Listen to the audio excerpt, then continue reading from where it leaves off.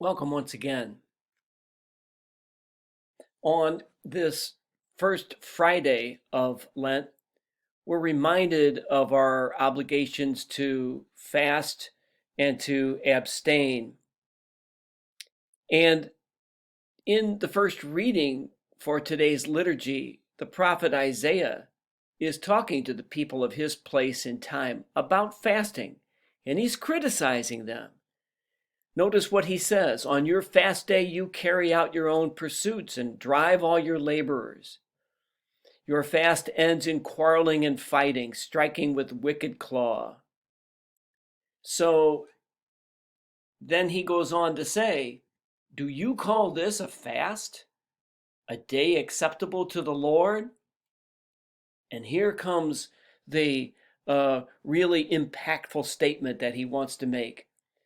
This rather is the fasting that I wish, releasing those bound unjustly, untying the thongs of the yoke, setting free the oppressed, breaking every yoke, sharing your bread with the hungry, sheltering the oppressed and the homeless, clothing the naked when you see them, and not turning your back on them. Then shall your light break forth like the dawn, and your wound shall quickly be healed. Your vindication shall go before you, and the glory of the Lord shall be your rear guard. Then you shall call, and the Lord will answer. You shall cry for help, and he will say, Here I am.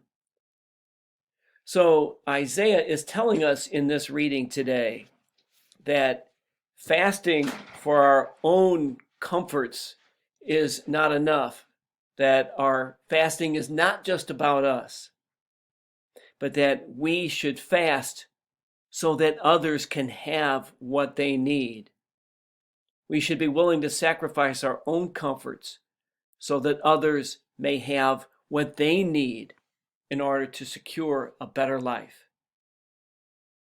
Thank you so much for watching today. Stay safe, stay healthy.